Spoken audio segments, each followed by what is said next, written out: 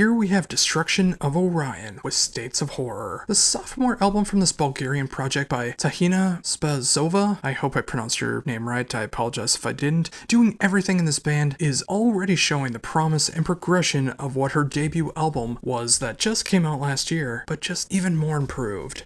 While covering that album last year, I noticed I love her style of funeral doom and how it just fills this void that I needed in my life, that style of funeral doom. States of Horror takes all of that and just refines it and perfects it in this style that creates even more of an excellent blend of funeral doom with just the right amount of sorrow, dread, and oddly optimism that can only be explained if you listen to the style of music and understand the catharsis of it all. The production is very raw, but you hear every instrument as it should be, and every note is simply devastating. When you get into the lyrical content of it all, oof, this is a tearjerker. This is really what it feels like to have so much self-hatred, depression, and pure unadulterated despair. This perfectly describes funeral doom in a nutshell. It's not the type of music that you put on and feel sad at a funeral. It feels like you're dying in all aspects of life. You're losing what you enjoy in life, the heartache that comes from continuing to live by losing eventually everything in some way, shape, or form, and the pain and anguish that comes with it all. That is not to say that you need to give up on life, not at all. That is saying that it feels really nice to hear a style of music that you can relate to if you're feeling this much pain, and that's the catharsis of it all. Again, this won't be for everyone, and I completely understand why some people would be turned off from listening to this style of music, especially if you want something that's a little more optimistic, or maybe you're just into happy party music. But this is so much deeper than a lot of bands could ever go for, and you can really feel her pain here, and it is so very, very relatable. If you need a good cry, if you need some good catharsis, or you simply just love the doom and gloom that comes from funeral doom, give Destruction of Orion your proper attention. It is one of the most sadly relatable albums of 2025, and it just might make you feel seen as well.